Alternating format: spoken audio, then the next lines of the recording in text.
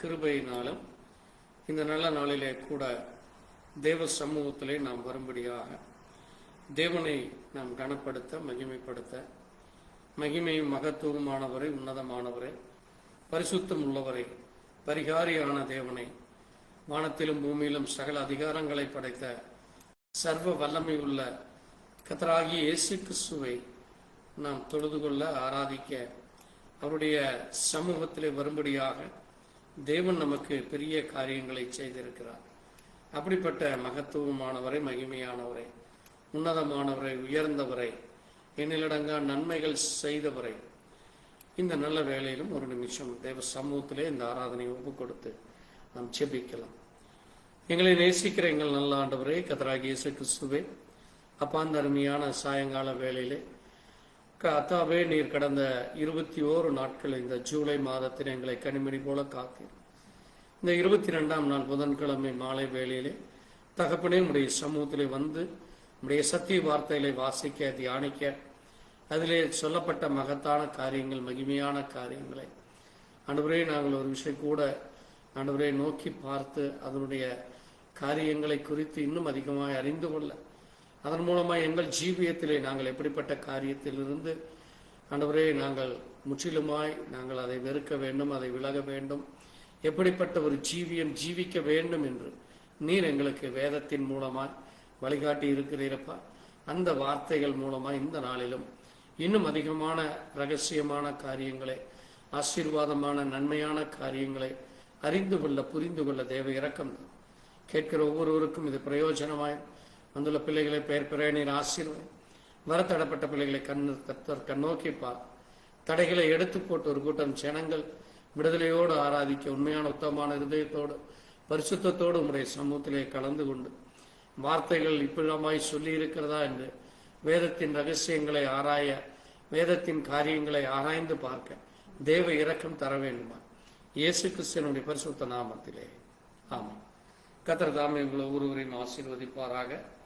தேவ நாம மகிமைக்காக இந்த நேரத்திலும் கூட நாம் வேதத்தை வாசிப்பதற்கு முன்பாக தேவனை மகிமைப்படுத்தி பாடல்களை பாடி நாம் தொடர்ந்து தேவ செய்திக்குள்ளாய் கடந்து செல்லலாம். உன்னதமானவரின் உயர் மறைவில் இருக்கிறவன் சர்வ வல்லவரின் நிழலில் தங்குவான் என்கிற பாடலை பாடி கர்த்தரை மகிமைப்படுத்தலாம். உன்னதமானவரின் உயர் மறைவில் இருக்கிறவன் சர்வ வல்லவரின் நிழலில் தங்குவான், இது பரம லாக்கியமே. சர்வ வல்லவரின் நிழலில் தங்குவான், இது பரம லாக்கியமே. அவர் சேட்டையின் கீழ் அடைக்கலம் புகவே தம் சிறகுகளா மூடுவான். அவர் சேட்டையின் கீழ் அடைக்கலம் புகவே தம் சிறகுகளா மூடுவார். தேவன் என் அடைக்கலமே, உன் போற்றையும் மரணும் அவர். அவர் சத்தியம் பரிசயம் கேடகமா, என் நம்பிக்கை அவரே. அவர் சத்தியம் பரிசயம் கேடகமா, என் நம்பிக்கையும் அவரே.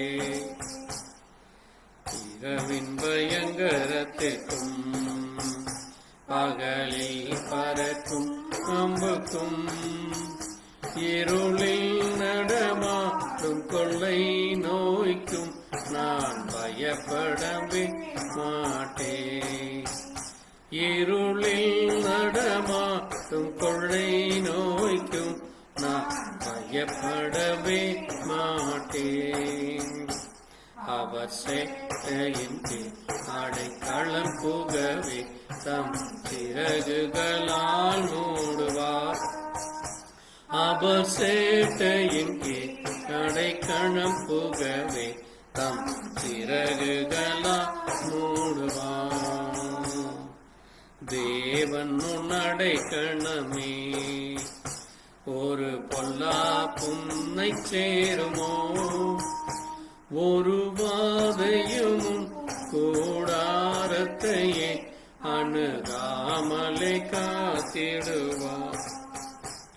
ஒரு வாதையும் கூடாரத்தையே அணுகாம காத்திடுவார்.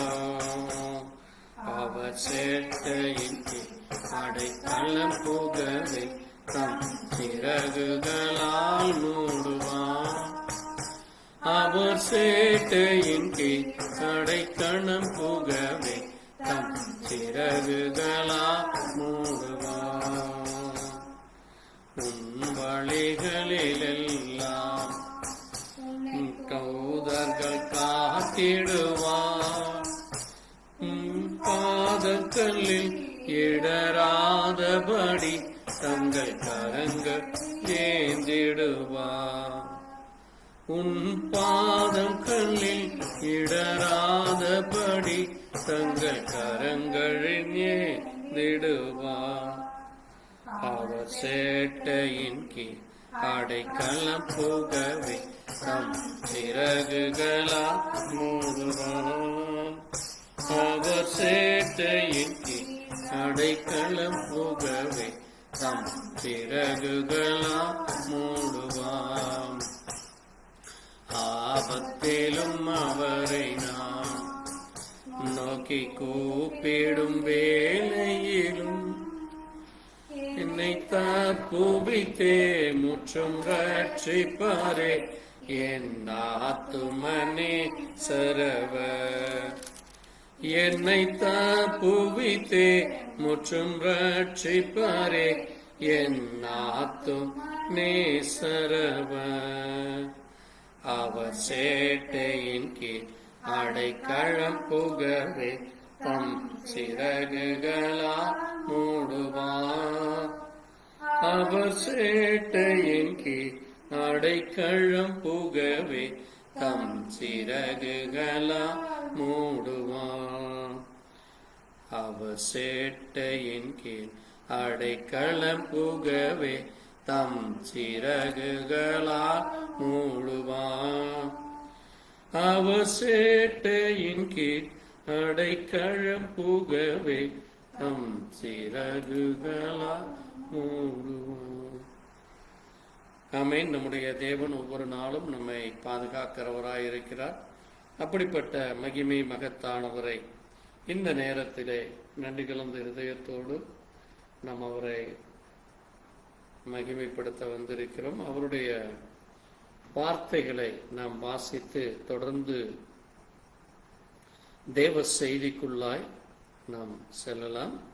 நாம் எழுந்து நின்று பழைய ஏற்பாட்டின் புஸ்தகத்திலே ஆதியாகமம் 10ஆம் அதிகாரத்திலே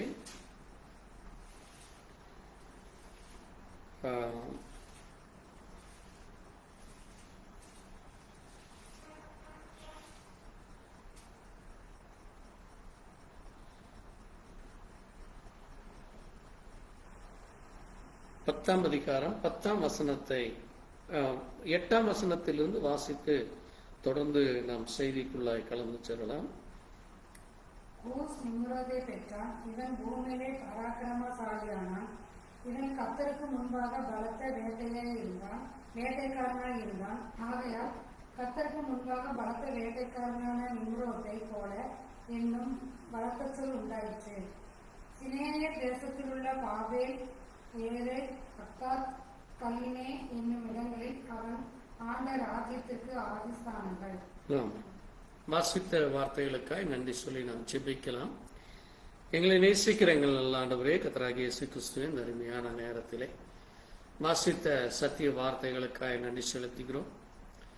ஆண்டவரே, வேதத்திலே அநேக மனுஷர்களை குறித்து அநேக காரியங்களை குறித்து நீ சொல்லியிருக்கிறீரப்பா. இந்த நேரத்திலே இங்கே வாசிக்கப்பட்ட மிக முக்கியமான காரியமாக இந்த பாபேல் என்று சொல்லப்படுகிற காரியத்தை குறித்து தியானிக்க எங்களுக்கு நீர் கொடுத்த இந்த நேரத்திற்காக நன்றி.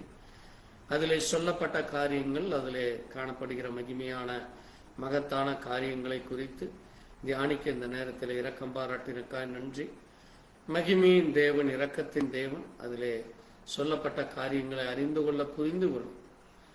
இதை கேட்கிற ஒவ்வொருவருக்கும் தேவன் தாமே அப்படிப்பட்ட வேதத்தின் ரகசியங்களை, வேதத்தின் காரியங்களை அறிந்து கொள்ள நீர் கொடுத்த இந்த நாளுக்காய், இந்த வார்த்தைகளுக்காய் நன்றி சொல்லுகிறோம்.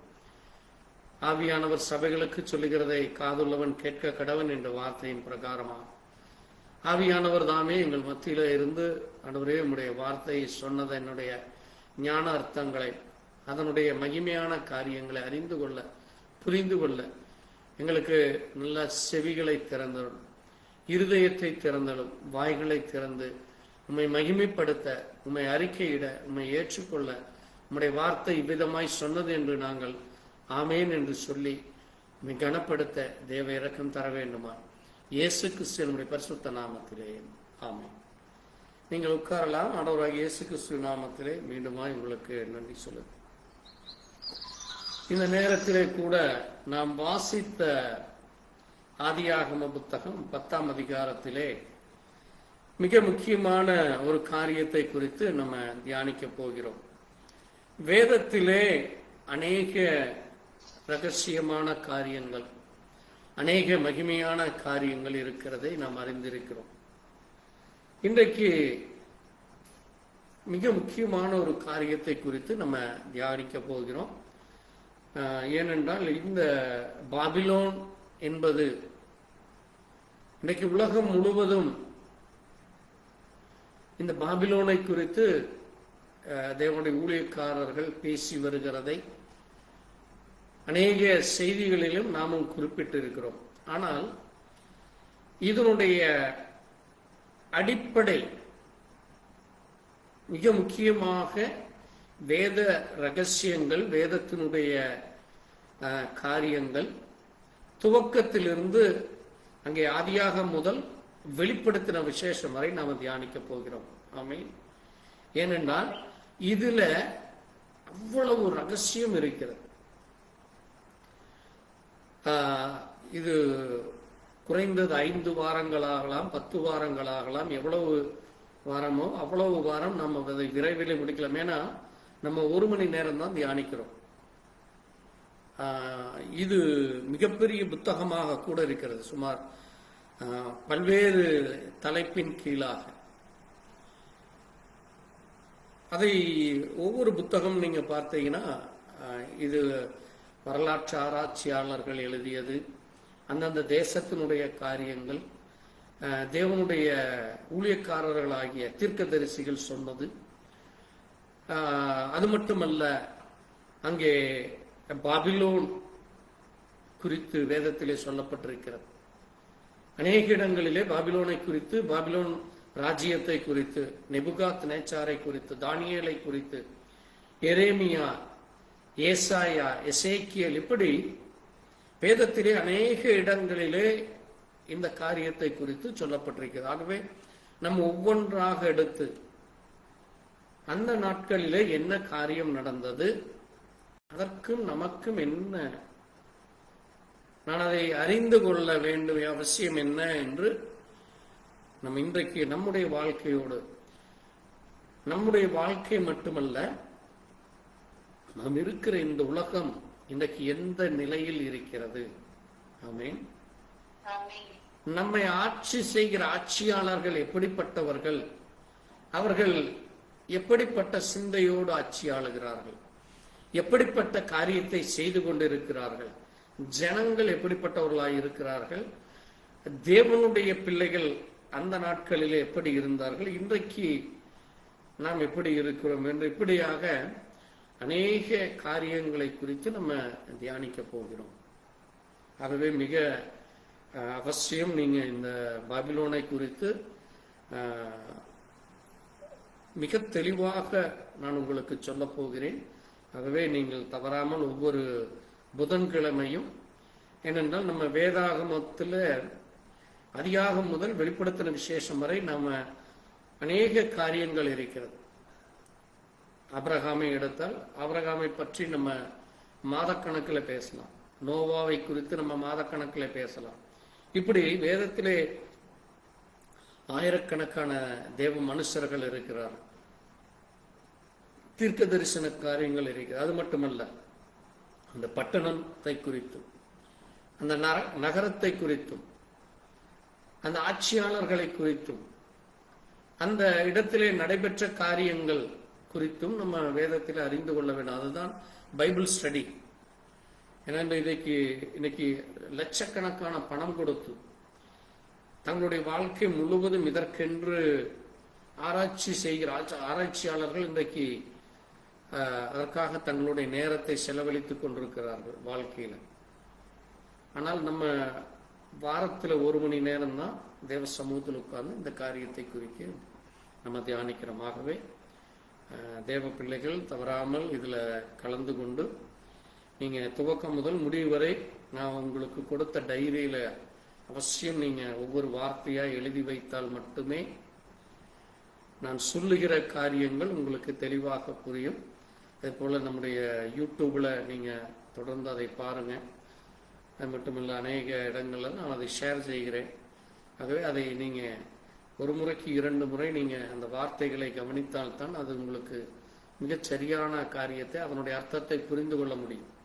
ஒரு சிலருக்கு சொன்ன உடனே புரிந்துவிடும். ஒரு சிலர் 2 முறை 3 முறை அந்த காரியத்தை கேட்டால்தான் அதை புரிந்து கொள்ள முடியும்.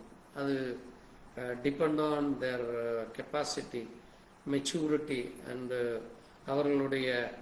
அவர்களுக்கும் தேவனுக்கும் உரிய காரியமாக இருக்கிறது. ஆகவே தயவுசெய்து இதை கவனமாக கேளுங்க. இப்பொழுது நம்ம வாசித்த இந்த 10ஆம் அதிகாரத்தில் நம்ம இங்கே கவனிக்கிற பொழுது ஒரு முக்கியமான ஒரு காரியத்தை நம்ம பார்க்கிறோம். என்ன காரியம் என்றால், இந்த பாபிலோன், இந்த பாபிலோனுக்கும் அங்கிருக்கிற காரியத்தை குறித்து நம்ம யார் என்று நம்ம பார்க்க வேண்டியதாக இருக்கிறது. ஏனென்றால் இங்கே ஒரு முக்கியமான ஒரு மனுஷனை குறித்து நம்ம பார்க்கிறோம். யாராமாம்? நிம்ரோத். யாரது? இந்த நிம்ரோத் யார் என்று நம்ம பார்க்கிற பொழுது பாருங்க, நமக்கு தெரியும் ஆதியாகமத்திலே 6ஆம் அதிகாரத்திலிருந்து இந்த 10ஆம் அதிகாரம் வரை தேவன் இந்த பூமியை, அன்றைக்கு காணப்பட்ட ஜனங்களுடைய இருதயம் எப்படி இருந்ததாமாம்? பொல்லாத நினைவுகள், பொல்லாத வழிகள், அவர்கள் சிந்தனைகள், செயல்கள் எல்லாமே எப்படி இருந்தது? தேவனுக்கு விரோதமாய் இருந்ததுனால தேவன் என்ன செய்தார்? அந்த நாட்களிலே இருந்த நகரத்தையும் தேசத்தையும் ஜனங்களையும் அவர்களுக்குரிய எல்லாவற்றையும் அழித்து போட்டார். அதனாலதான் நம்ம என்ன செய்கிறோம்? நீங்க கவனித்தீர்களானால் நம்ம மிக முக்கியமாக என்ன செய்கிறோம் என்று பார்த்தீர்களானால்,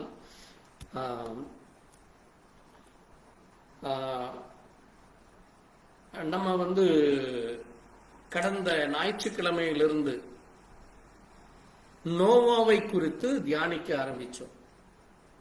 ஏனென்றால் நோவா மிக முக்கியமான ஒரு தேவ மனுஷனா இருக்கா. அவர் தான் யாரு? இந்த உலகம் அழிவதற்கு, நம்ம இப்ப இருக்கிற இந்த உலகம் அழிவதற்கு முன்பாக இருந்த ஒரு தேவ மனுஷன்.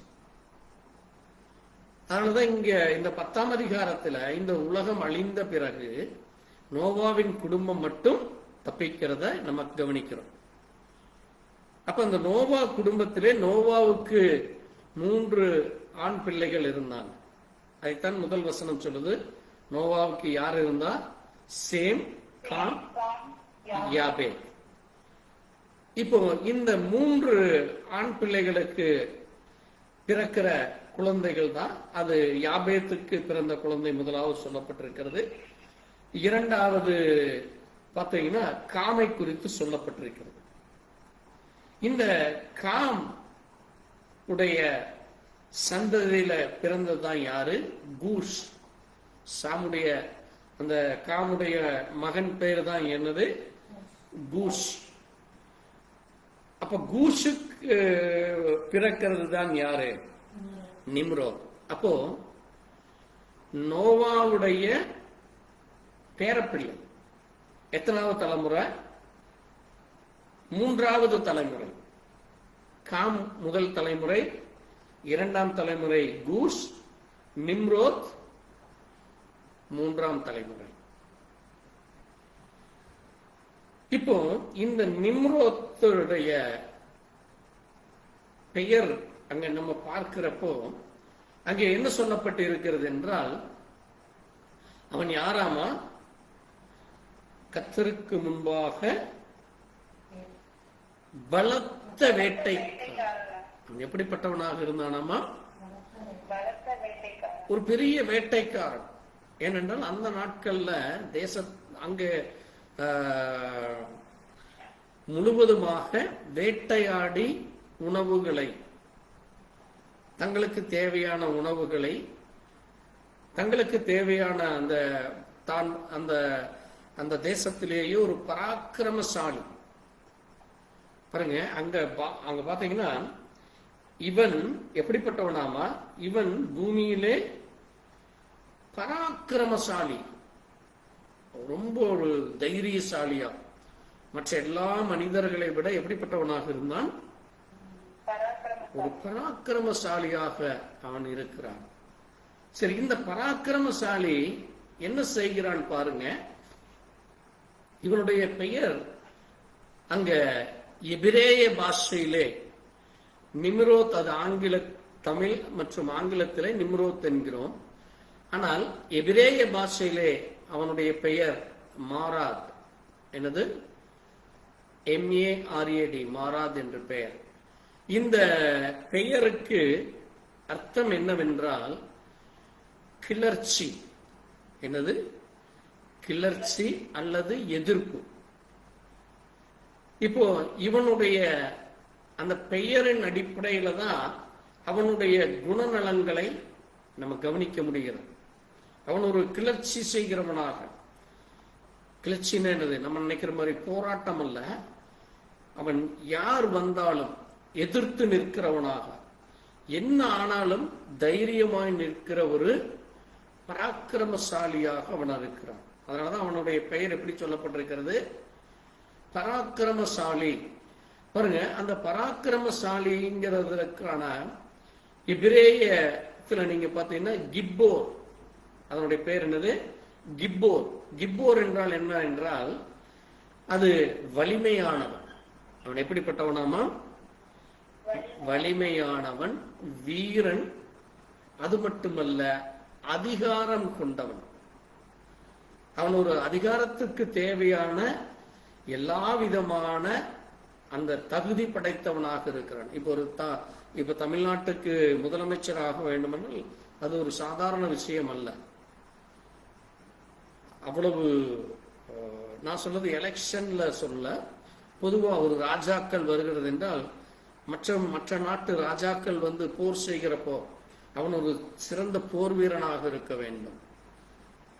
அல்லது மற்ற ஜனங்களை அல்லது தேசத்தில் உள்ள பொருட்களை, தேசத்திலே காணப்படுகிற அங்கே இயற்கை வளங்களை, பொன் பொருளை பாதுகாக்கக்கூடிய அதிகாரம் கொண்டவனாக, அங்கே வல்லமை படைத்தவனாக அவன் இருக்க வேண்டும். அதனாலதான் இவன் அந்த நாட்களில் இருந்த ஜனங்களிலே கர்த்தருக்கு முன்பாக இவன் எப்படிப்பட்டவனா இருந்தானாமா? பராக்கிரமம் உள்ள வேட்டைக்காரன். இங்க அவன் வெறும் மிருகங்களை வேட்டையாடுகிறவன் அல்ல. அதை கவனமா நம்ம பார்க்க வேண்டும். அவன் மனிதர்களை அடக்கி ஆளுகிற. அதனாலதான் சொன்ன அவன் அதிகாரம் கொண்டவன். அவன் எப்படிப்பட்டவன்? அதிகாரம் கொண்டவன், ஒரு வீரனாக. யார் வந்தாலும் ஏதாவது ஒரு 2 கேள்வி கேட்டா பயந்து ஓடுற மனுஷன் அல்ல. எதிர்த்து நின்று தைரியமாக பதில் சொல்லுகிற அந்த வலிமை படைத்தவன். அவன் அப்படிப்பட்ட ஒரு தைரியசாலியாக, ஒரு அதிகாரம் கொண்ட மனுஷனாக, ஒரு வலிமையானவனாக, ஒரு வீரனாக அவன் அங்கே காணப்படுகிறான். பாருங்க, இவன் என்ன செய்கிறான் பாருங்க. அடுத்த வசனமும் சொல்லப்பட்டிருக்கிறது, அவன் ஸ்னேயா தேசத்திலே. அப்ப அவனுடைய இருந்த அந்த தேசத்திற்கு என்ன பெயரு? சினேயா. கர்த்தருக்கு சித்தமானால் இதை குறித்து கூட நம்ம இன்னும் அதிகமான காரியங்களை நம்ம பேசலாம். வர நாட்கள்ல அதை குறித்து நான் உங்களுக்கு சொல்றேன்.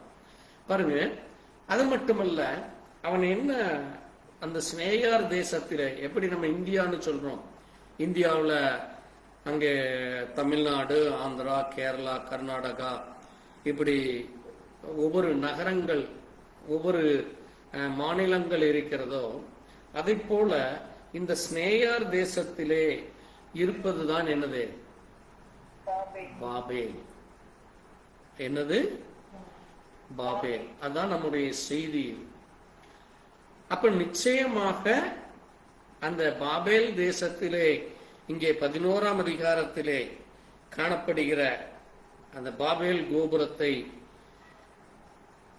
கட்டியது யாராகத்தான் இருக்கும்? நிம்ரோத்தாகத்தான் இருக்கும். பாபேல் கோபுரத்தை நிம்ரோத் கட்டினானா என்றால் வேதத்திலே அப்படி சொல்லல.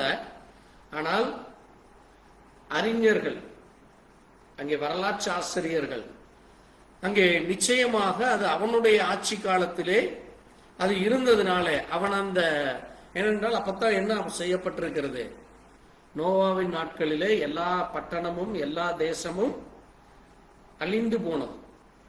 எல்லா பட்டணமும் தேசமும் அழிந்து போய் இப்பத்தான் என்ன செய்யப்படுதாமா, பட்டணங்கள், கிராமங்கள், நகரங்கள், தேசங்கள் உருவாகி கொண்டு வருகிறது. அப்பதான் என்ன ஆயிட்டு இருக்குது, எல்லாம் உருவாகி வருகிறது. இப்ப நீங்க ஒரு எக்ஸாம்பிள் பார்த்தீங்கன்னா, ஒரு 50 ஆண்டுகளுக்கு முன்பாக நான் சொல்றது, நம்ம திருப்பூரை நீங்க எடுத்தீங்கன்னா கூட, திருப்பூர் வந்து ஒரு சின்ன ஒரு டவுன் பஞ்சாயத்துன்னு சொல்லலாம். ஒரு 1,00,000 பேர் கூட திருப்பூர்ல இல்லை.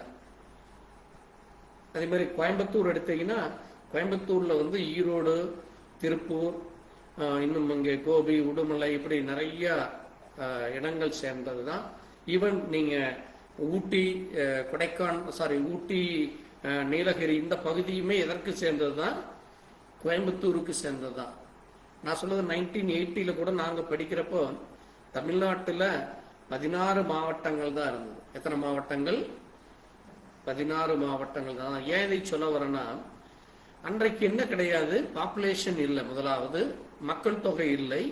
இன்னொன்று, ஏரியா பிரிக்கப்படலை இன்றைக்கு இருக்கிற அளவு. அதை போல இங்கே நிம்ரோத்துடைய காலத்திலே பட்டணங்கள் அப்படித்தான் டெவலப் ஆகி கொண்டு வருகிறது. அதிலே தான் இந்த பாபேல் கோபுரம் காணப்படுகிறது. சரி, இங்க மிக முக்கியமான காரியம் என்ன என்று பார்க்கிற பொழுது, இந்த 10ஆம் அதிகாரத்தில் நீங்க பார்த்தீங்கன்னா, அங்க இவர்கள் காலத்துல தான் அங்கே என்ன செய்யப்படுகிறதாமா, இங்கே முதல் மகனாகிய நோவாவின் முதல் மகன் பேர் என்னது? சேம். சேமுக்கு பிள்ளைகள் பிறக்கிறாங்க என்று 21ஆம் வசனத்தில் நம்ம கவனிக்கிறோம். நீங்க அதுல அப்படியே கவனிச்சு வந்தீர்கள்னா, அங்கே ஏபேர் என்கிற ஒருவன் பிறக்கிறான். ஏபேர் என்கிற ஒருவன் பிறக்கிறான். 25ஆம் வசனத்தை வாசிங்க. ஏபேருக்கு 2 குமாரர் பிறந்தார்கள். ஒருவனுக்கு பேலேகு என்று பேர், ஏனெனில் அவனுடைய நாட்களில் பூமி பகுக்கப்பட்டது. பாருங்க, பூமி தான் அப்பத்தான் என்ன செய்யப்படுகிறது, பிரிக்கிறாங்க. தேசத்தை, நாடுகளை, ஜனங்களை. நீங்க அது 30ஆம் வசனத்துல வாசித்தீங்கன்னா, மோசா துவங்கி கிழக்கே மலையாகிய செப்பாருக்கு போகிற வழி வரைக்கும் இருந்தது. அடுத்து சொல்லுது, இவர்களே தேசங்களிலும் தங்களில் உள்ள ஜாதிகளிலும் தங்கள் வம்சங்களின் தங்கள் பாஷைகளின் படி வந்த சேமுடைய சந்ததியார். அப்போ அங்கே ஜாதிகள் என்றால் பாஷை பேசுகிற ஜனங்கள் அடிப்படையில். நம்ம இன்னைக்கு சொல்ற மாதிரி, தமிழ்நாட்டில் சொல்ற மாதிரி ஜாதி அல்ல. அங்கே குழுவாக அவர்கள் பிரிந்து பிரிந்து ஒவ்வொரு இடத்துல போறப்போ அங்க அப்படியே பாஷைகள் மாறி மாறி வருகிறது. அப்ப இது நீங்க அப்படியே கவனிச்சு பார்க்கிறப்போ இங்க ஒரு முக்கியமான ஒரு காரியத்தை நம்ம கவனிக்கிறோம். அது என்ன என்று நம்ம பார்க்கிறப்போ 11ஆம் அதிகாரத்துல அங்கே சொல்லப்பட்டிருக்கிறது என்னவாமா, அங்கே நமக்கு ஒரு பெயர் உண்டாகும்படி. வாசிங்க, அந்த காரியத்தை வாசிங்க. 1ஆம் வசனத்திலிருந்து 11:1 வாசிங்க. பூமி எங்கும் ஒரே பாஷையும் ஒரே விதமான பேச்சும் இருந்தது.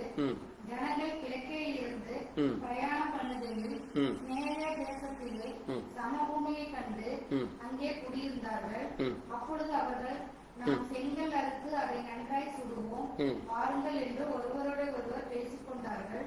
கல்லுக்கு பதிலாக செங்கல்லும் சாந்துக்கு பதிலாக நிலக்கிலும் அவர்களுக்கு இருந்தது. பின்னும் அவர்கள், நாம் பூமி மீதெங்கும் சிதறி போகாதபடிக்கு நமக்கு ஒரு நகரத்தையும் வானத்தை ஆளாவும் சிகரமுள்ள ஒரு கோபுரத்தையும் கட்டி நமக்கு பேருண்டாக பண்ணுவோம், வாருங்கள் என்று சொல்லிக் கொண்டார்கள். மனுபுத்திரர் கட்டுகிறது நகரத்தையும் கோபுரத்தையும் பார்க்கிறதற்கு கர்த்தர் இறங்கினார்.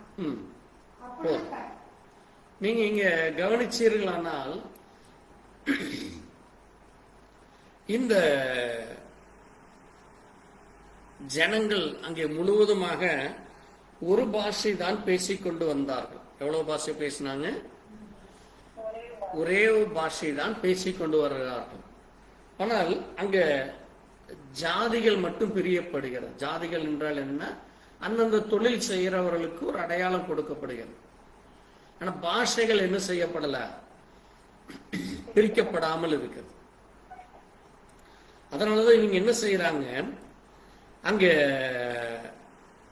ஸ்னேயார் தேசத்திலே சமபூமியை கண்டு, அந்த ஸ்னேயார் தேசம் தான் இங்க 10ஆம் வசனத்துல, 10ஆம் அதிகாரம் 10ஆம் வசனத்துல அங்கே என்ன செய்யப்பட்டிருக்கிறது, நிம்ரோத் ஆண்ட தேசத்தில் என்று அங்கே நம்ம பார்க்கிறோம். அப்போ நிம்ரோத்துடைய நாட்களிலே இந்த பாபிலோன் கோபுரம் கட்டப்பட்டிருக்கலாம் என்று வரலாற்று அறிஞர்கள் சொல்றாங்க. அதற்கு என்ன சொல்றாங்க பாருங்க, அவர்கள் சொல்லுகிற காரியம் என்னவாமா, நமக்கு ஒரு பெயர் உண்டாக்குவோமாக. எப்படியாமா பாருங்க, ஒரு கோபுரத்தை கட்டி நமக்கு பேர் உண்டாக பண்ணுவோம் என்று சொல்கிறார்கள். ஆனா இந்த திட்டமானது அது தேவனுடைய வார்த்தைக்கு விரோதமாக இருக்கிறது. ஏனென்றால் ஆண்டவர் என்ன செய்ய விரும்பினார், மனுஷன் பூமியிலே பழுகி பெருகி இந்த பூமியை நிரப்புங்கள் என்று ஆண்டவர் சொல்லுகிறார். ஆனால் மனிதன் என்ன செய்ய நினைக்கிறான், நம்ம ஒரே இடத்துல இருந்து நம்ம இங்க இந்த இடம் பாருங்க, அதனாலதான் அங்க அந்த இடத்தை கண்டுபிடிச்சு அந்த இடத்துல நம்ம எல்லாரும் கூடி நம்ம இந்த இடத்தை நம்ம நிரப்புவோம், அந்த இடத்தை நம்ம என்ன செய்யலாம், நிரப்பி நம்ம அந்த இடத்த நம்ம ஒரு பெயர் உண்டாக்குவோங்கிறார். ஏன்னா நீங்க 6ஆம் வசனத்துல வாசிக்கிறப்போ, இதோ ஜனங்கள் ஒரே கூட்டமாய் இருக்கிறார். அங்க ஒரே கூட்டமா இருக்கிறார். எப்படி இப்போ இன்னைக்கு நீங்க மெட்ராஸ்ல போனீங்கன்னா தமிழ்நாட்டில் இருக்கிற எல்லா ஃபெசிலிட்டியை விட மெட்ராஸ்ல எல்லா ஃபெசிலிட்டிஸ் இருக்கு. ஜனங்கள் என்ன செய்யறாங்க, எல்லாரும் மெட்ராஸ் நோக்கி படையெடுத்து போயிட்டு இருக்கிறாங்க. அதே மாதிரி சிங்கப்பூர்ல எல்லா வசதிகள் இருக்கு, சிங்கப்பூர் போறாங்க.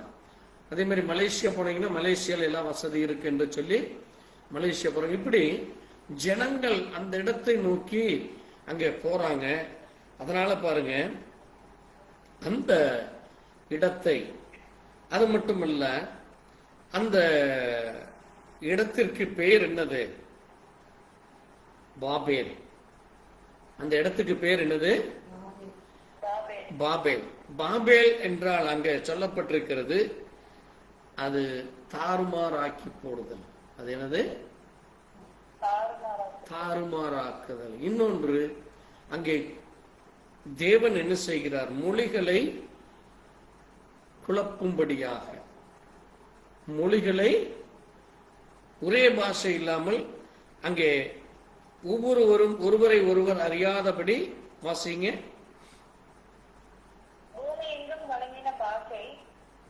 இல்ல, 7ஆம் வசனத்தை வாசிங்க. ஒருவர் பேசுவதை மற்றொருவர் அறியாதபடிக்கு அங்கே அவர்கள் பாஷையை தாறுமாறாக்குவோம் என்றார். பாருங்க, தேவன் இவர்களுடைய திட்டத்தை கண்டு அது அவருக்கு பிடிக்கல. ஏன்னா ஜனங்கள் ஒரே இடத்தில் இருக்கிறதே தேவன் விரும்பல. அதனால அவர்களை சிதறடிக்க வேண்டும் என்று தேவன் திட்டமிடுகிறார். ஏன்னா இவங்க கற்றருடைய நோக்கமே என்னது? தன்னுடைய பெயர் பெருமை வர வேண்டும். தன்னுடைய பெயர் என்ன வர வேண்டும்? பெருமை வர வேண்டும். இந்த நகரம் பெருமையாப்பட வேண்டும். இந்த நகரத்தில் இருக்கிற நம்ம இந்த நகரத்தில் இருக்காரர்கள் அவர்கள் பெரிய ஆட்கள், அவர்கள் எல்லா வசதியும் எல்லாம் இருக்கு என்று சொல்லி அப்படி தங்களை மற்றவர்கள் மேன்மைப்படுத்திக் கொள்ள வேண்டும் என்று அவர்கள் என்ன செய்ய விரும்பினார்கள்? அந்த காரியத்தை செய்ய விரும்புகிறார்கள். அதனாலதான் பாருங்க, இந்த உலகத்துல முதல் அங்க பேரரசை உருவாக்கினவன் யாராமா? இந்த நிம்ரோத்தான். எப்படி எதை உருவாக்கினான்? பெரிய ஒரு அரசாங்கத்தை அவன் உருவாக்கி அங்க பாபேல் என்கிற கோபுரத்தை அவன் கட்டும்படியாக அவன் இறங்கி வருகிறான். இங்க நம்ம ஒரு 3 காரியத்தை நம்ம கவனிக்க வேண்டியதா இருக்கு.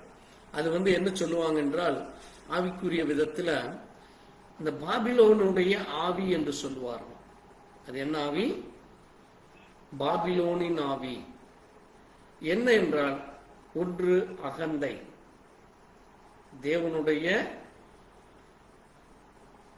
சிந்தை இல்லாமல், தேவனுக்கு பிடிக்காமல் அவர்கள் சுயமாக தங்களை அங்கே தங்களுக்குள் இருக்கிற அந்த அகந்தை என்றால் என்னது? பிரைட் என்று சொல்லுவாங்க.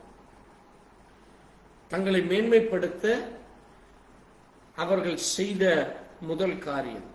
இரண்டாவது சுயமகிமை, செல்ஃப் க்ளோரி. இரண்டாவது என்ன காரியம்? சுயமகிமை தேட. நாங்க செய்யறோம், நாங்க எங்களுக்காக செய்கிறது, எங்கள் பட்டணம், எங்கள் கோபுரம் என்று அங்கே தங்களை மகிமைப்படுத்த, தங்களை பெருமைப்படுத்த, அங்கே தேவனுக்கு கொடுக்க வேண்டிய மகிமையை, தேவனுக்கு கிடைக்க வேண்டிய மகிமையை இவர்கள் எடுத்துக்கொள்கிறது தான் என்னது? செல்ஃப் க்ளோரி, சுயமகிமை. முதலாவது அகந்தை, இரண்டாவது சுயமகிமை, மூன்றாவது டிசோபீடியன், தேவனுக்கு கீழ்ப்படியாமல், தேவனுடைய வார்த்தைக்கு கீழ்ப்படியாமல். ஏனென்றால் தேவனுடைய விருப்பம் நீங்க பூமி எங்கும் நிரப்புங்க, நீங்க பூமி எங்கும் பழகி பெறுங்க, எல்லா இடத்துக்கும் நீங்க போக வேண்டும். இந்த பூமியை தேவன் படைச்சதே மனுஷர்கள் இதை ஆண்டு கொள்ள வேண்டும் என்று. ஒரு இடத்துல மட்டும் நீங்க இருக்கக்கூடாது. நீங்க ஒரு இடத்துல இருந்து உங்களை நீங்க மேன்மைப்படுத்தவோ அல்லது உங்களை நீங்க மற்றவர்களுக்கு முன்பாக ஏளனம் செய்யவோ கூடாது. இந்த பூமி முழுவதும் நீங்க என்ன செய்ய வேண்டும்? நீங்க நிரப்புங்கன்னு சொல்லப்போ மனுஷன் என்ன சொல்றான்? நம்ம இங்கேயே இருப்போம். நம்ம எங்க இருப்போம்? இங்கேயே இருப்போம். நம்ம அங்க சொல்றாங்க பாருங்க 4ஆம் வசனத்துல, நம் பூமி மீது எங்கும் சிதறி போகாதபடி. எப்படியாமா? நம்ம அங்கே எங்கேயும் ஓடி போக வேண்டாம். இப்ப நிறைய பேர் சொல்லுவாங்க, நாங்க எங்க சொந்த பந்தத்திலேயே நாங்க கல்யாணம் பண்ணிக்கிறோம், எங்க சொந்தக்காரங்களையே நாங்க வீட்டுக்கு தான் போவோம், மற்றவர்கள் வீட்டுக்கு நாங்க போக மாட்டோம், மற்றவர்கள் எங்க வீட்டுக்குள்ளே நாங்க வர்றதை விரும்ப மாட்டோம். மற்றவர்கள் இந்த ஜாதி. இன்னைக்கு அதுதான் பெரியது. அதான் என்னது? பாபிலோனுடைய ஆவி. அது எப்படிப்பட்ட ஆவி? அது பாபிலோனுடைய ஆவி. அந்த ஆவி ஒரு மனிதனுக்குள்ளே இருக்கிறப்போ அந்த குடும்பமும் சரி, அவர்களுடைய ஜீவியமும் சரி குழப்பத்துல தான் இருக்கும். ஒரு மனிதனை யாரோடைய தொடர்பு இல்லாம அவனுக்கு தெரிஞ்ச 2 பேர் 4 பேரோட மட்டும் அவன் பழகுன்னு அவங்களை என்ன சொல்லுவாங்க? என்ன அவங்க வித்தியாசமா இருக்கிறாங்க, யாருகிட்டையும் பேசுறது இல்லை, யாருடையும் நட்பு இல்லை, யாருடையும் பழகுவதில்லை எந்த காரியத்தை குறித்தும் அவர்கள் மற்றவர்களிடத்திலே தெரிவிப்பதில்லை. அந்த குடும்பத்தை பத்தியே எங்களுக்கு தெரியாது என்று சொல்லுவார்கள். அதுதான் என்னது? பாபிலோனிய சிந்தனை. அதுதான் என்னது? பிரைடு. நமக்குள்ள இருந்தா போதும், நாம் நாங்க நாங்க என்று சொல்லி தங்களை மேன்மைப்படுத்துகிற ஆவி அது. தேவனுக்கு கீழ்ப்படியாமல், தேவன் என்ன சொல்றாரு? நீங்கள் ஒருவரில் ஒருவர் அன்பு கூறுங்கள். நீங்க அன்பு கூறணும், மற்றவர்களிடத்துல அன்பு கூற வேண்டும். இல்ல எங்க அப்பா அம்மாவுக்கு தான் நான் அன்பு கூறுவேன், எங்க அப்பா அம்மாவை விட்டு நான் வேற யாரு இடத்துலயும் நான் பழக மாட்டேன். அது என்னது? செல்ஃபிஷ். அதான் என்னது? சுயமகிமை. அப்போ தேவன் விரும்புகிறதை செய்யாமல் தேவனுக்கு விரோதமாய் செய்து கீழ்ப்படியாமை நாவிகள். அது என்னது? கீழ்ப்படியாமை நாவிகள். இன்னொன்னு செல்ஃப் குளோரி, சுயமகிமை. இன்னொன்று பிரைடு. எனக்கு எல்லா ஞானமும் இருக்கு, எல்லா அறிவும் இருக்கு, என்னால் எல்லாம் செய்ய முடியும் என்கிற அந்த பிரைடு. தேவன் எனக்கு பலனை கொடுத்தார், ஆமென். தேவன் எனக்கு நன்மை செய்தார், தேவன் எனக்கு இரக்கம் பாராட்டினார். தேவன் கொடுக்கலைன்னா நீங்க இந்த பூமியில உயிரோடு இருக்க முடியாது. பாருங்க, அந்த ஆவி அவர்களுக்குள்ள வந்தது. அதனாலதான் தேவன் என்ன செய்தார்? அதை எடுத்து போடும்படியாக தேவன் அதை செய்தார். தேவன் அதற்கு அனுமதி கொடுக்கல. தேவன் அதற்கு அனுமதி கொடுக்கல. இன்னொன்று நீங்க பார்த்தீர்களானால், இந்த பாபிலோனில் மிக முக்கியமாக புறஜாதி வழிபாடுகள் காணப்படுகிறது. அங்க என்ன காணப்படுகிறது? தேவனை விட்டு புறஜாதி வழிபாடுகள். அன்றைக்கு சிலை வழிபாடுகள் என்று சொல்லுகிறது. அந்த இங்க நோவா காலத்துல இந்த பூமி முழுசும் அழியப்பட்டு, ஏனென்றால் அந்த நோவா காலத்திலேயே இந்த காரியங்கள் காணப்பட்டது. நீங்க நோவா காலத்திலேயே இந்த காரியங்கள் காணப்பட்டதுனாலதான் தேவன் என்ன செய்தார்? எல்லாவற்றையும் அழித்து போடுகிறார். பூமி எப்படியா இருந்ததாம்? 6ஆம் அதிகாரத்துல 11ஆம் வசனம் செய்து சீர்கெட்டு போயிருந்தது. எப்படி இருந்தது? சீர்கெட்டும் கொடுமையினால் நிறைந்தும் மாம்சமான யாவரும் பூமியின் மேல் தங்கள் வழிகளை கெடுத்து போட்டார்கள். நம்ம நீங்க நினைக்கலாம் என்ன வழியா இருக்கும் அப்படின்னு. இது ஆவிக்குரிய அர்த்தம். தேவனை மறந்து சுயமாக செல்லுதல், தேவனுக்கு கொடுக்க வேண்டிய மரியாதையை கொடுக்காமல், தேவனுக்கு செய்ய வேண்டிய அங்க ஹானர் பண்றது, ரெஸ்பெக்ட் பண்றது, அவரை குளோரிஃபை பண்றது, அவருக்கு பிரியமாய் நடந்து கொள்வது, இப்படி எதுவுமே இல்லாமல் சுய வழிகளிலே போய் என்ன செய்தார்கள்? கெடுத்து கொண்டிருந்தார்கள். சுய வழியிலே போய் கெடுத்து இந்த பூமியையும் கெடுத்து போட்டார்கள். என்ன செய்தார்கள்? பூமியும் கெடுத்து போட்டார். பாருங்க, முக்கியமாக அங்கே வரலாற்று ஆசிரியர்கள் சொல்கிறது, இவர்கள் மார்தூக், அவனுடைய தெய்வத்தின் பெயர் என்னது? மார்தூக் என்று ஒரு தெய்வத்தை வணங்கினார்கள், முக்கிய தெய்வம். இன்னொன்று இஸ்தார். இன்னொன்று என்னது? இஸ்தார். அடுத்தது நாபு, ஜின், ஷாமாஷ். இப்படி இது முழுவதும் அந்நிய தெய்வங்களா. அவர்கள் அந்நிய விக்கிரக ஆராதனைகளை செய்து விக்கிரகங்கள் முழுவதுமாக நிரம்பி இருந்த ஒரு பட்டணமாக காணப்பட்டது. அதை குறித்து நம்ம தியானிக்க போகிறோம். எப்படி இதெல்லாம் என்றால், அதை குறித்து வேதத்திலே தீர்க்கதரிசிகள் காலத்தில் அது சொல்லப்பட்டிருக்கிறதை நம்ம அறிந்து கொள்ள முடியும். நான் ஒரே ஒரு வசனம் மட்டும் உங்களுக்கு சொல்றேன். நீங்க கவனித்தீர்களானால், இங்க 12ஆம் அதிகாரத்துல நம்ம ஆபிரகாமை பார்க்கிறோம். யாரை பார்க்கிறோம்? ஆபிரகாம்.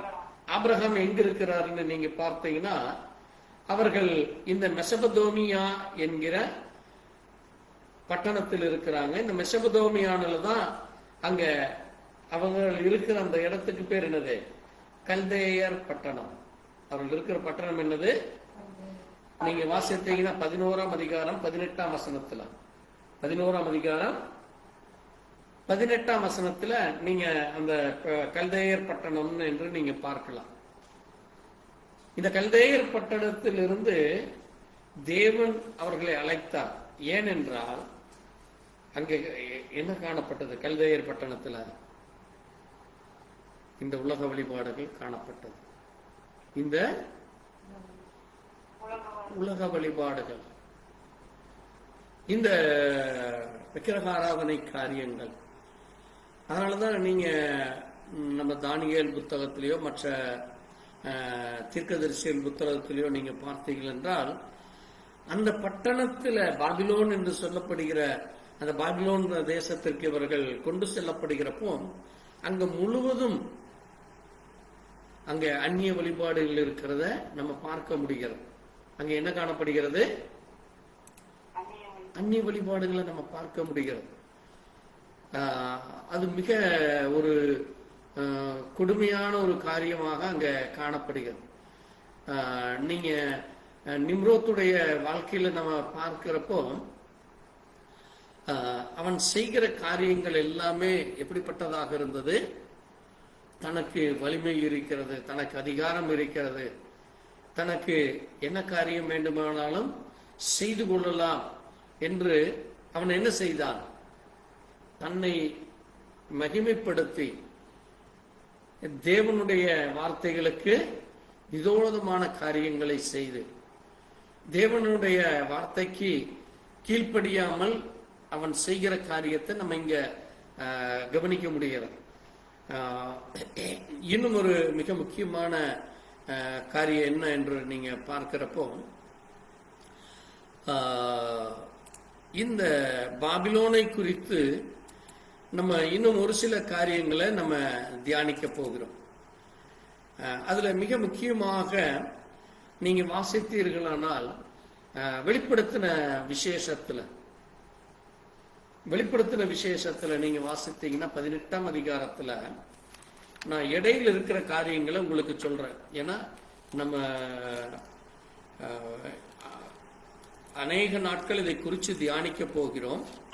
ஆனால் எப்படி அந்த பாபிலோன் தேசம் அங்கே பிரிக்கப்பட்டதோ அதை போல இங்க வெளிப்படுத்தின விசேஷத்துல நீங்க வாசித்தீங்கன்னா 2ஆம் வசனத்தை வாசிங்க.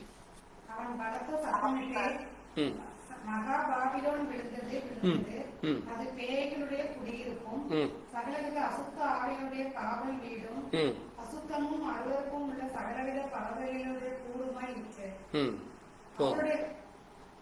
அது எப்படிப்பட்டதாக இருந்ததாமா? எப்படிப்பட்டது? அப்ப பேய்கள் அங்கே இருக்கிற இடமாக இருந்தது.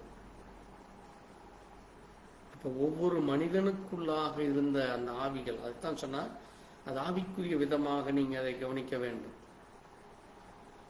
ஒவ்வொரு மனிதனும் தேவனுடைய வார்த்தைக்கு எதிர்த்து நிற்கிறவனாக, அவர்கள் உலக பிரகாரமான பார்வையிலே ஒரு பலசாலிகளாக காணப்படலாம், ஒரு வல்லமை படைத்தவர்களாக, தைரியசாலிகளாக காணப்படலாம், அதிகாரம் கொண்டவர்களாக காணப்படலாம். ஆனால் அவர்களுக்குள்ளாக காணப்பட்டது எப்படிப்பட்டது? அது பேய்களுடைய குடியிருப்பு. இரண்டாவது என்னது? சகல அசுத்த ஆவிகளுடைய காவல் வீடு. இந்த அசுத்தாவிகளை குறித்து நம்ம வேதத்தில் அநேக இடங்கள்ல பார்க்கிறோம். நீங்க நினைக்கிற மாதிரி இது ஒரு சாதாரண ஆவி இல்லை. மிக முக்கியமாக அது வேசித்தனத்தின் ஆவி. என்ன ஆவி அது? வேசித்தனம்.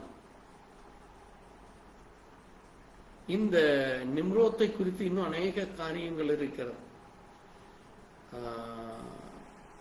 அவனுடைய திருமண வாழ்க்கை, இன்னும் அநேக காரியங்கள் இருக்கிறது. அது நான் உங்களுக்கு செய்தி கொடுக்குறப்ப இடையில நான் அதை குறித்து சொல்றேன். மிக மோசமான வாழ்க்கை வாழ்ந்த அந்த பட்டணத்து ஜனங்கள் அப்படிப்பட்டவர்களாக இருந்தாங்க. இப்போ இங்க நீங்க பார்க்கிறப்போ அது அசுத்த ஆவிகள் உடைய வீடு அது அசுத்தாவிகளுடைய வீடு. அங்க எப்படி இருந்ததாமா? அசுத்தம். தேவன் விரும்பினது என்னது? ஒரு சுத்தமுள்ள, ஒரு பரிசுத்தமான, தேவன் விரும்புகிற ஒரு வாழ்க்கை இருக்க வேண்டும் என்று தேவன் விரும்பினார். ஆனால் அவர்கள் என்ன செய்தார்கள்? ஒரு அசுத்தம் உள்ள ஒரு ஜீவித்துக் கொண்டார். அது மட்டுமல்ல, அருவருப்பு. அது எப்படிப்பட்டது? அருவருப்பு நிறைந்ததாக காணப்படுகிறது. அதனாலதான் நீங்க 17ஆம் அதிகாரம் 5ஆம் வசனத்துல சொல்லப்பட்டிருக்கிறது, ரகசியம். அது என்னது?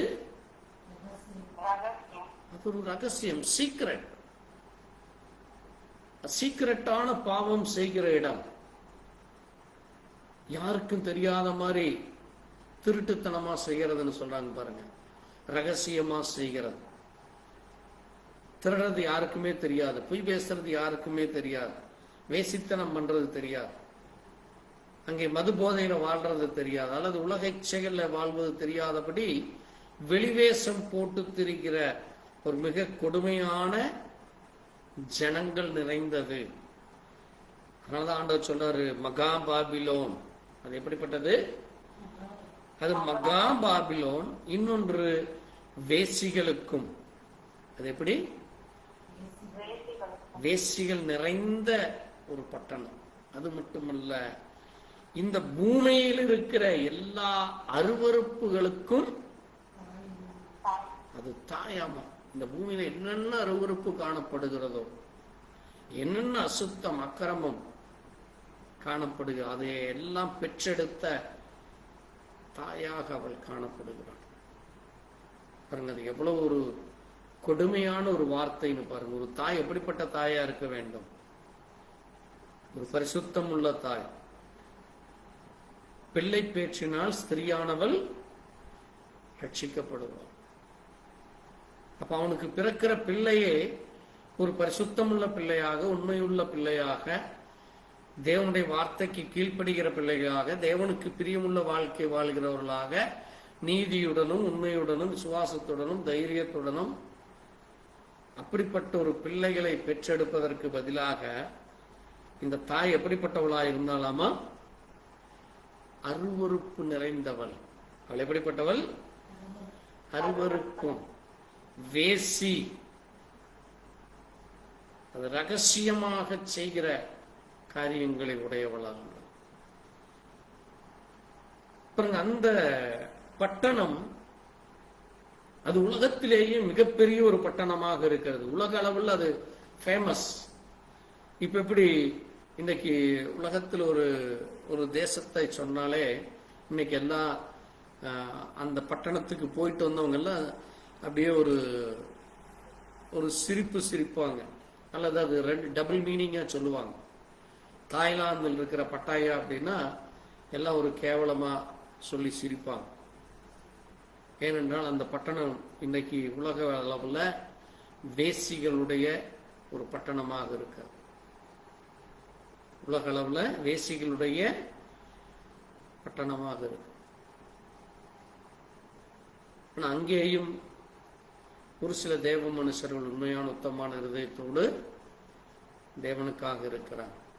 அந்த தாய்லாந்திலேயும் இப்ப பாருங்க, அந்த பட்டணத்தை மற்றவர்கள் சொல்லுகிற பொழுது அது எப்படிப்பட்ட பட்டணமாக இருக்கிறது?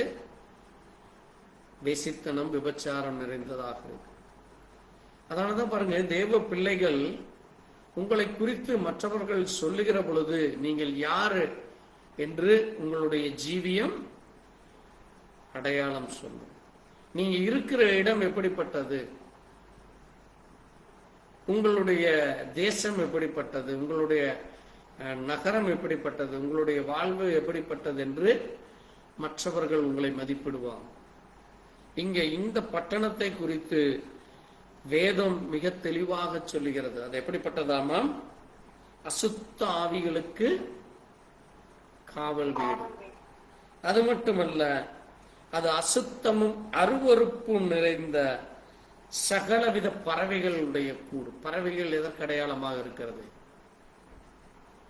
வேதத்தில் 2 பறவைகளை மட்டும் நான் உங்களுக்கு சொல்றேன். முதல் பறவை புறா.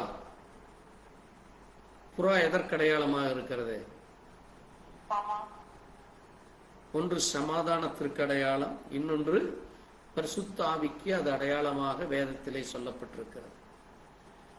இயேசு கிறிஸ்து ஞானஸ்நானம் பெறுகிற பொழுது பரிசுத்த ஆவியானவர் புறா வடிவிலே வந்து இறங்கினார். இன்னொன்று, புறாவுக்கு என்ன கிடையாது? பித்தப்பை கிடையாது. அதனால அது எப்பவுமே தன்னை பரிசுத்தமாய் வைத்துக் கொள்ளும். அது எதையே சாப்பிடாது. மரித்த விலங்கினங்களையோ அது சாப்பிடாது. அது சாப்பிடுகிறது என்னது? தானியத்தை மட்டும்தான் அது சாப்பிடும். தானியம் எதற்கடையாளம்? தேவனுடைய வார்த்தைக்கு அடையாளம். அது கோதுமை மணிகளை விரும்பி சாப்பிடும். கோதுமை தேவனுடைய வார்த்தைக்கு அடையாளமாக இருக்கிறது. இப்ப பாருங்க, புறா அவ்வளவு பரிசுத்தமானது. ஆனால் இன்னொரு பறவை இருக்கிறது. அது என்னது? இன்னொன்னு என்னது? காகம். இன்னொன்று காகம். நோவா நாட்கள் அந்த 2ம் காணப்பட்டது. நோவாவுடைய பயலையில் அந்த 2ம் தான் சொல்லப்பட்டிருக்கு. வேதத்தில் அந்த 2ம் அங்கே ஒரு சில இடங்கள்ல அது அதனுடைய தன்மைகளை குறித்து நம்ம பார்க்கிறோம். இந்த காகம் தானியங்களையும் சாப்பிடும், எதையும் சாப்பிடும்? இறந்து போனதையும் சாப்பிடும், உயிரோடு இருக்கிறதையும் பிடிச்சு சாப்பிடும். அது என்னது? மாய்மாலத்திற்கு அடையாளம். எதற்கு அடையாளமா இருக்கிறது? மாய்மாலம், அவிசுவாசி, அல்லது அது இருளுக்கு அடையாளமாக இருக்கிறது. வெள்ளை புறா வெள்ளையா இருக்கும், காகம் கருப்பு, இருளுக்கு அடையாளமாக இருக்கிறது. பாருங்க, அங்க அந்த பட்டணம் அவர்கள் எப்படிப்பட்ட பட்டணமா இருந்தது? ஒரு பெரிய நகரமாக இருக்கிறது.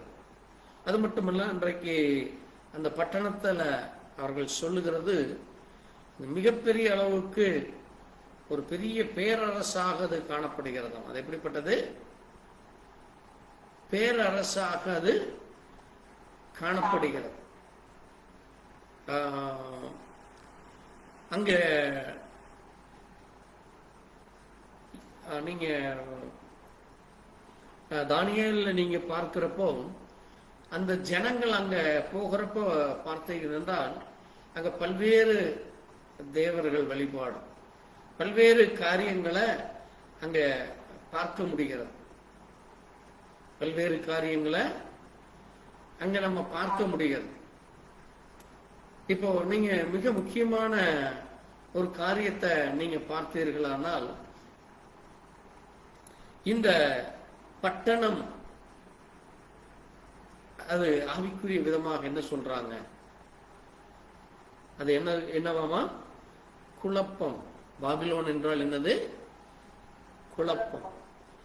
இன்னொன்று, அது மனிதனுடைய அகந்தையினாலும் மனிதனுடைய பேராசையினாலும் அது காணப்படுகிறதாக இருக்கிறது. அதனாலதான் அது ஒரு நகரத்தின் பெயர் மட்டுமல்ல. பாபிலோன் என்பது ஒரு நகரத்தின் பெயர் மட்டுமல்ல, அது ஆவிக்குரிய ரீதியிலே அதை மனுஷனுக்குள்ளாக இருக்கிற அகந்தையையும் மனிதனுக்குள்ளாக இருக்கிற அகந்தையும் தேவனுக்கு விரோதமான கலாச்சாரம், உலக கலாச்சாரம் கலந்த ஒரு சிந்தனை, அங்கே தேவனுக்கு விரோதமாய் செய்யப்படுகிற விக்கிரகாராதனை, தேவனுக்கு விரோதமாய் செய்யப்படுகிற பொருளாசை, அது மட்டுமல்ல அநியாய அரசியல். இங்க என்னது? அநியாய அரசியல் காணப்படும். அதனால அதை பாவத்தின் பேரரசாக அது அடையாளமாக நிற்கிறது. பாபிலோன் தேசம் பாவத்தின் பேரரசாக அதற்கு ஒரு அடையாளமாக காணப்படுகிறது. அதனாலதான் அந்த பேரரசு என்னாச்சுன்னு கடைசியா சொல்லுது, விழுந்தது விழுந்தது அது பேய்களுடைய குடியிருப்பு. இது அநேக காரியங்கள் இருக்கிறது. அது கர்த்தருக்கு சித்தமானால் நம்ம வர நாட்கள்ல முதலாவதாக வேதத்திலே பாபிலோன் வேறு எந்தெந்த இடத்துல எல்லாம் சொல்லப்பட்டிருக்கிறது, அந்த நாட்கள்ல நடந்த காரியம் என்ன, இங்க நீங்க கவனிச்ச இந்த 10ஆம் அதிகாரம் 11ஆம் அதிகாரத்துல இன்னும் ஒரு சில முக்கியமான காரியங்களை நம்ம வர நாட்கள்ல நம்ம தியானிக்கலாம். இந்த பட்டணம் சொல்லப்பட்டிருக்கு பாருங்க, சினேயார் பட்டணம். அது மட்டும் இல்ல, அதற்கு முன்னால நீங்க பாத்தீங்கன்னா அங்க சினேயார் தேசத்திலே பாபேல் ஒன்று, இன்னொன்று என்னது ஏரேக், அக்காத், கல்னே. இந்த கல்னே என்பதுதான் கல்தேயர் பட்டணம். இப்படி இன்னும் அதுல இன்னும் ஒரு சில முக்கியமான ஒரு காரியங்களை குறித்து நம்ம தியானிக்கலாம். ஏனென்றால் அந்தந்த பட்டணத்தினுடைய பெயருக்கு தகுந்த மாதிரி தான் அங்கே காரியங்கள் நடக்கிறது. வேதத்தில் நான் ஒரே ஒரு காரியத்தை சொல்றேன். உங்களுக்கு தெரியும், அந்த லூஸ் என்கிற பெயர், அதற்கு என்ன பேரு? லூஸ் என்ற ஒரு காரியத்தை அங்க யாக்கோபு அதனுடைய பெயரை மாற்றி போடுறார். அந்த மாதிரி வேதத்துல ஒரு சில காரியங்களை அங்கே மாற்றி போடுகிறத நம்ம பார்க்கிறோம். அதே போல இங்க காணப்படுகிற பட்டணம், அந்த பட்டணத்துடைய ஜனங்களுடைய சிந்தனைகள், அவனுடைய வழிகள், அவனுடைய செயல்கள், அது வேதத்திலே ஆவிக்குரிய அர்த்தமாக இருக்கிறது. அதனால வர்ற நாட்கள்ல நம்ம அந்த காரியத்தை குறித்து இன்னும் அதிகமாக பார்க்கலாம். ஏனென்றால் அங்க ஏசாயா நாட்களிலே அது எச்சரிக்கப்படுகிறது, எரேமியா நாட்களிலே அது எச்சரிக்கப்படுகிறது. இப்படி தேவ மனுஷர்கள் அந்த காரியங்களை குறித்து அதை எச்சரிக்கிறாங்க. அது மட்டுமல்ல, அங்க தானியேல் நாட்கள்ல நெபுகாத்நேச்சார் தான் பாபிலோனுடைய மிகப்பெரிய ராஜா. நெபுகாத்நேச்சார் எப்படி தன்னை அங்க என்னென்ன காரியங்களை செய்தார் என்று நம்ம பார்க்கிறோம். அதே போல ஏசாயா நாட்களில் அந்த கோரேஸ் எப்படி என்ன செய்தார், இப்படி ஒவ்வொரு தீர்க்கதரிசிகள் காலத்துல சொல்லப்பட்ட காரியங்களை நம்ம தியானிக்க போகிறோம். அதுக்காக வர நாட்கள்ல நம்ம இன்னும் அதிகமான காரியங்களை குறித்து தியானிப்போம். நீங்க எப்படி பாபிலோன் ராஜ்யமானது அங்கே நிம்ரோத் காலத்திலே தொடங்கி பிறகு அதனுடைய எழுச்சி எப்படி உண்டானது, அதனுடைய வீழ்ச்சி எப்படி உண்டானது, ஆகாகூப் என்ன சொல்லுகிறார், தானியேல் என்ன சொல்லுகிறார், எசேக்கியேல் என்ன சொல்லுகிறார், சங்கீத புத்தகம் என்ன சொல்லுகிறது, எஸ்ரா புத்தகம் என்ன சொல்லுகிறது, வெளிப்படுத்தின விசேஷம் என்ன சொல்லுகிறது, இப்படி எல்லா காரியத்தையும் நம்ம என்ன செய்ய போகிறோம், தியானிக்க போகிறோம். அங்க அந்த காரியத்திலே காணப்படுகிற மிக முக்கியமான காரியங்கள். அது மட்டுமல்ல, இன்றைக்கு உலகத்தில இந்த பாபிலோனை குறித்து கல்வெட்டுக்களும், அங்கே பாபிலோனை குறித்து அநேக காரியங்கள் இன்னைக்கும் அது இருக்கிறது. அதை யாரும் மறுக்க முடியாது. இந்த உலகத்துல பாபிலோன் பட்டணத்தை யாருமே இல்லை, அப்படி ஒரு பட்டணமே இல்லை என்று யாரும் மறுக்க முடியாது. அது இன்றைக்கு என்ன பெயரில் இருக்கிறது, பாபிலோன். இப்படி ஒவ்வொன்றாக நம்ம தியானிக்க போகிறோம். நீங்க அதற்காக செபித்துக் கொள்ளுங்கள். வேதத்திலே நமக்கு அநேக காரியங்கள் இருக்கிறது. அதிலே மிக முக்கியமாக நம்ம இந்த பாபிலோனை குறித்து தியானிச்சு கொண்டிருக்கிறோம்.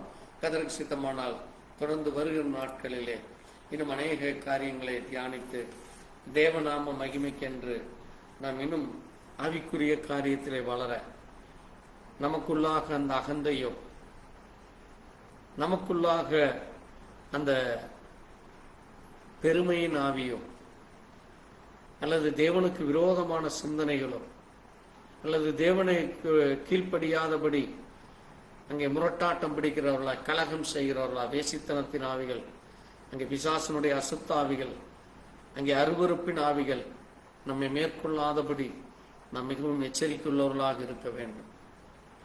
ஆகவே இந்த நாட்களிலே பாபிலோனுடைய ஆவிகள் இந்த முழு உலகத்தையும் ஆண்டு கொண்டிருக்கிறது. எப்படி அது நம்ம என்ன செய்ய முயற்சி செய்கிறது என்று நம்ம வர நாட்களில் தியானிக்கலாம்.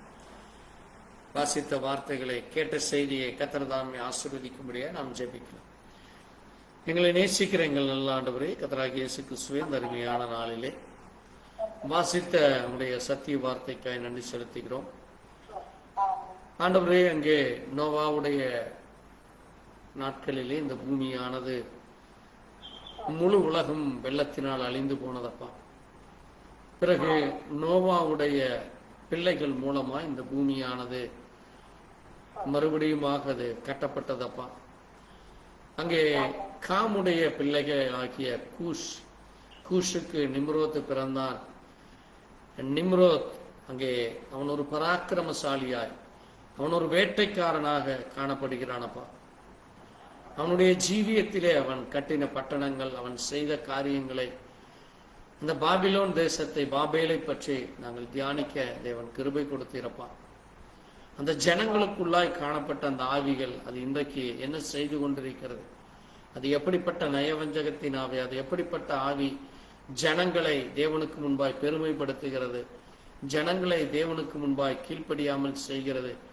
ஜனங்களை மேட்டுமீன் சிந்தனைகளை கொண்டு வருகிறது என்று நாங்கள் இன்னும் வரும் நாட்களிலே தொடர்ந்து இந்த காரியத்தை குறித்து அறிந்து கொள்ள, அதிலே எங்கள் ஜீவியமானது எப்படிப்பட்டதாக இருக்க வேண்டும், எப்படி நாங்கள் அதிலிருந்து தப்பித்துக் கொள்வது என்று அறிந்து கொள்ள தேவ இரக்கம் தான்.